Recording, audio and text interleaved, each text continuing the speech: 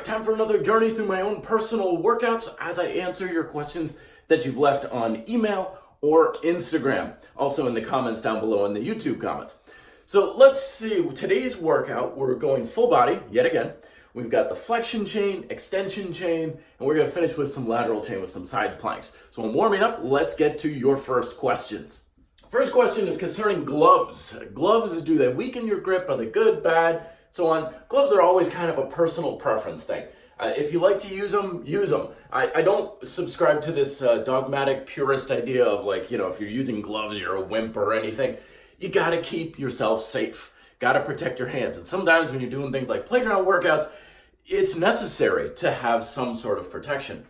But will it weaken your grip? Well, probably not. In fact, my experience has been that gloves can enhance your grip because it makes the bars that you're grabbing onto a larger diameter. And that usually makes your forearms much stronger. So, it's personal. If you want to use them, use them. If you don't want to use them, don't worry about it. But make sure that whatever you do, you're still having a secure grip with whatever surface you're grabbing onto. All right, so first we got hanging leg raises. We're going to warm up with some knee raises, keeping the back tight. Nice big range of motion.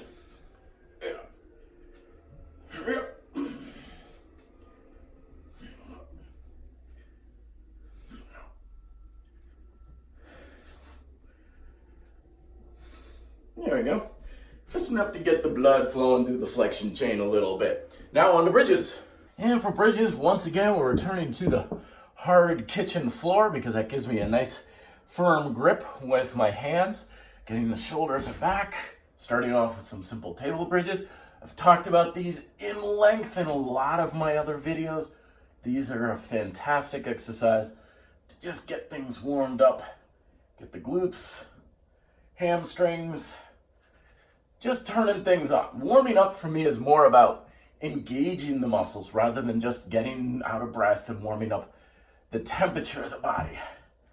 It's basically preparing my nervous system to say, hey, this is what you got coming up. All hands on deck. Get ready to work these muscles. And I just kind of go by feel for my warm-ups. There we go. Feels pretty good. Light stretch. Next question from Michael down below asking, what are the benefits of doing push-ups slowly versus doing push-ups quickly? And this is a very good question. It applies to basically all calisthenics, but especially push-ups. Basically, think of speed as like another variable of progression that I talk about in my table of elements in my book. And we can make things harder by going both faster and slower. Here's the way I look at it, is go slow to build raw tension in the muscles, strength, and control. Go fast to build power, explosiveness, and athleticism. It's also worth noting that if you go really fast, you can usually get more reps in. So if you're doing something like a push-up challenge, go fast to get as much reps as you possibly can. So it really depends on what kind of application are you looking for and what kind of goal do you want from the exercise. All right, here we go. First set, straight leg raises, lock that back up. This is almost as much of a back exercise as it is for flexion. Yeah.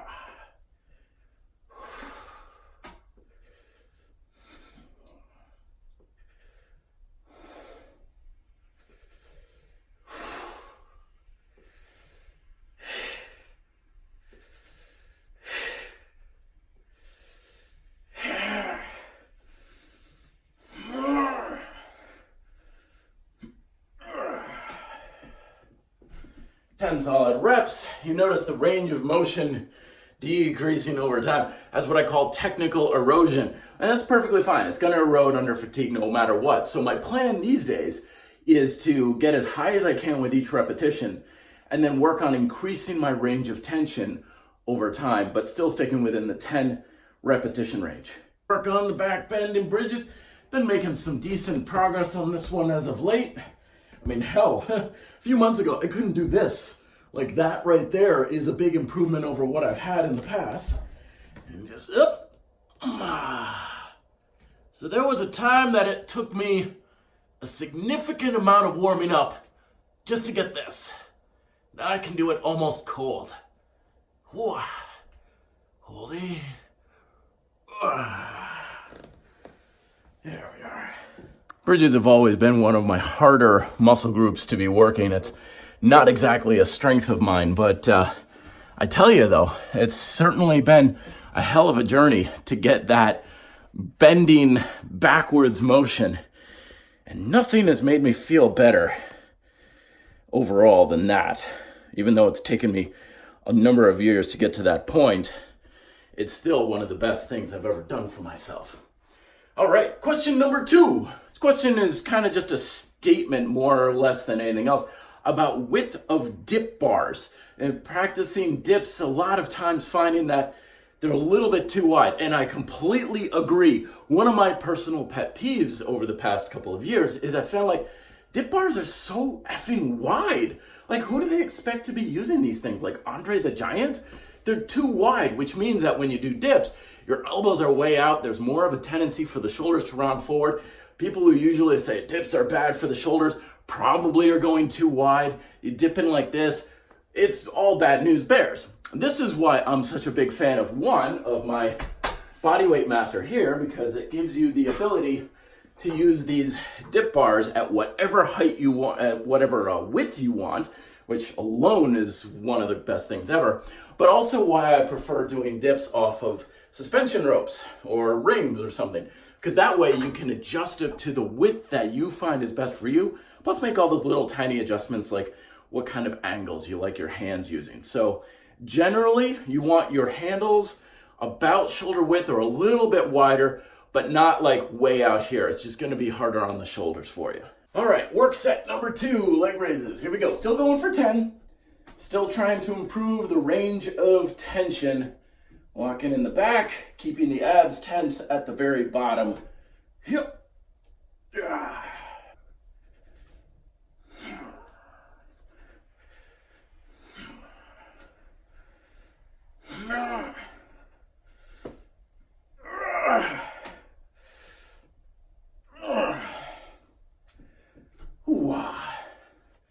Feeling good about those. So basically what I'm really working on a lot more with these bridges is trying to get everything on my posterior chain working. Like my calves, my lower hamstrings, upper hamstrings, glutes. I don't want to feel this in any one specific area. I want it to feel it throughout the entire backside of my body. From my ankles all the way up through my hands.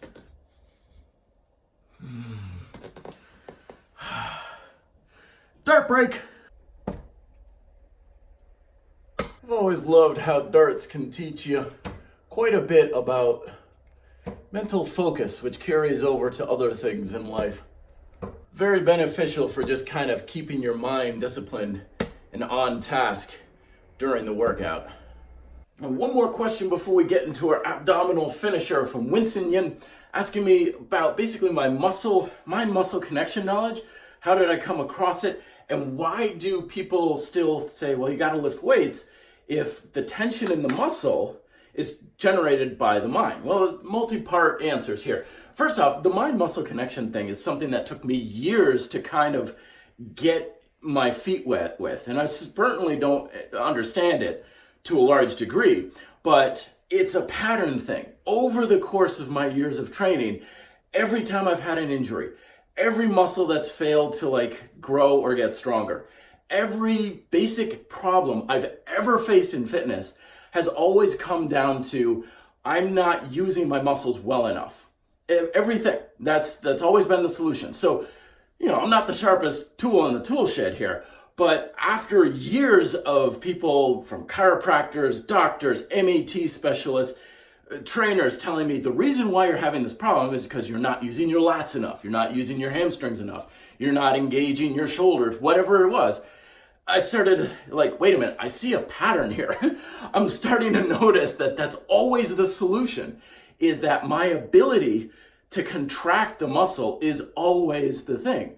And then you just look through textbooks. A lot of the principles of RDP aren't based on research. They're based on the most fundamental ways we understand how the body just works. So I went back to exercise physiology textbooks and like, how does muscle work? How does the process, like I contract the muscle, like what is going on to make that happen?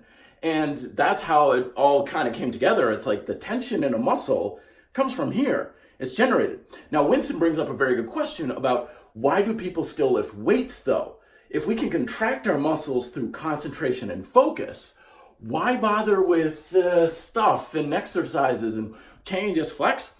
And some people will say, yeah, there are some disciplines out there like dynamic tension in martial arts, qigong, yoga, and stuff that do exactly that. And you can find books on Amazon on that. I've tried it and had minimal success with it over the years. The reason is because tension is from the mind, but we still, I really believe, need a requirement of that tension. So the weights that we use, the exercises that we do, the exercises and the weights don't create tension in the muscle directly, but they supply resistance. And the resistance is still very important because when we have resistance, that creates a necessity for an amount of tension in a muscle or the duration of the tension. So the weight is still good. The exercises are still necessary. It's the mind-muscle connection is the foundation, and all of the other stuff is built on top of it to give us the resistance and the performance and stuff that utilizes that tension for our respective objectives. Hopefully that makes some more sense for you. All right, little finisher for the abs now. Been really enjoying these stretch outs on the suspension trainers, kind of like using an ab wheel, but with a suspension trainer. Lately been learning that the lats play a very important role in this exercise. So I've been working on that, getting just a couple of quick sets of 5 repetitions.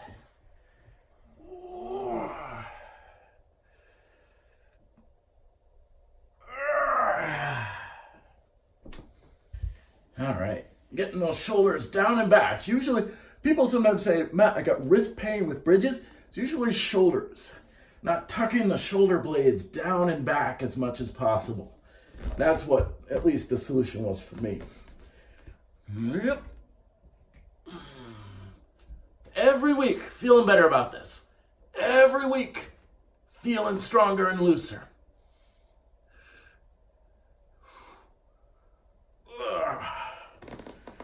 Actually, this is a really good opportunity to address one more question that I got it again this morning that I get all the time. It's like, when you're doing leg raises and core work like this, like sometimes people do a stretch outs and they're like, I feel it in my back.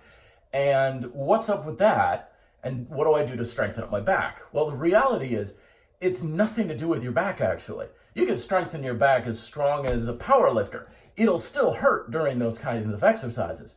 The reason is because when you are doing something that requires midsection support from your abdominals, you also have another muscle working kind of as an antagonist called your psoas. Your psoas has 78 connections into your lower back, and it's somewhat of a hip flexor. So anytime you're doing something that requires flexion or support in your hips, along with your abs, that psoas is wrenching the hell out of your lower back, which is fine. That's perfectly okay to have that stress as long as the tension in your abs can counteract it. So you've got this balancing act. But if your abs don't hold enough tension, mind-muscle connection, right? Then it's just going to pull on that back and create that soreness back there. So this is why it's important to practice the mind-muscle connection in your abs. Like practice just flexing your abs throughout the day to build up that mind-muscle connection. Also, regress your abdominal training exercises. So if you're like hanging from the bar doing straight leg raises, you may need to regress to lying leg raises. Or if you're feeling it during lying leg raises, bend your knees. This is a deceptive exercise because a lot of people can physically do the exercise, but they can't do it with optimal tension control. And that's the thing that's most important. Who cares if you can do it? Tension control is really where you get your results. So regress the exercise, practice contracting your abdominals multiple times every single day, and work on feeling the tension in the muscle. That will give you the support, and your lower back will be absolutely bulletproof during exercises like this. There was a time when this would have made my lower back just scream in pain, and no more. And it has nothing to do with my back strength. It's all because I'm much better at keeping my abdominals contracted, and also my lats in this case. Two more.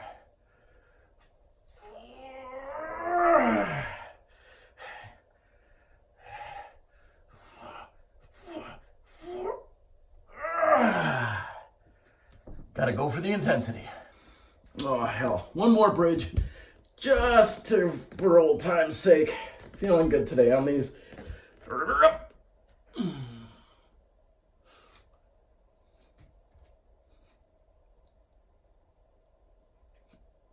Yeah. And last but not least, some side plank action for the lateral chain. This one I do very simple. It's 30 seconds each side, twice alternating back and forth. I got a timer right there. Up and hold. Yeah, thrill a minute. I know isometrics aren't the most exciting thing to watch, but right now I'm just focusing on everything on the side of my body, working hard. The side of my leg, my hips, obliques, lats, everything turned on. A little higher here, makes it a little more difficult. 5 more seconds.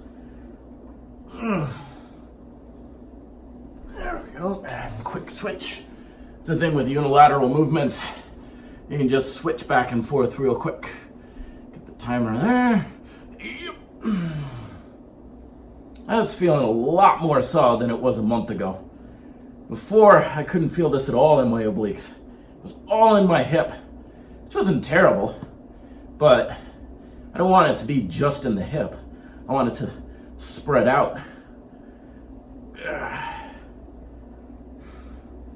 Very important. Make sure you keep breathing during isometrics.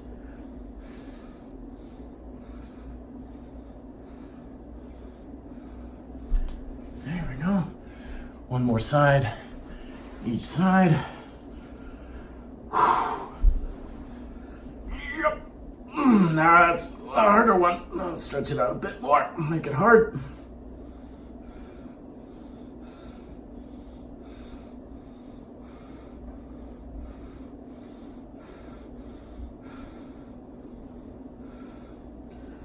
Oh, God, that burns.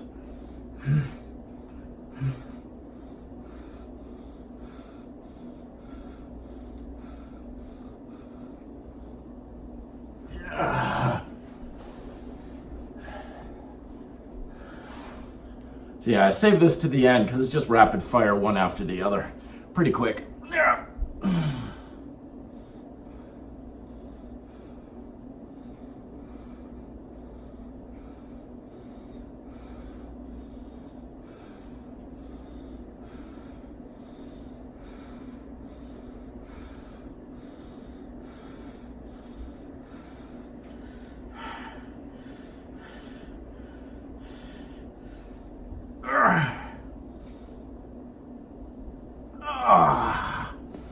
So there you go. That's my abdominal, bridge, and lateral chain workout. Technically still full body workout. If you have any questions or tips on any of these exercises, leave them down below in the RDP community.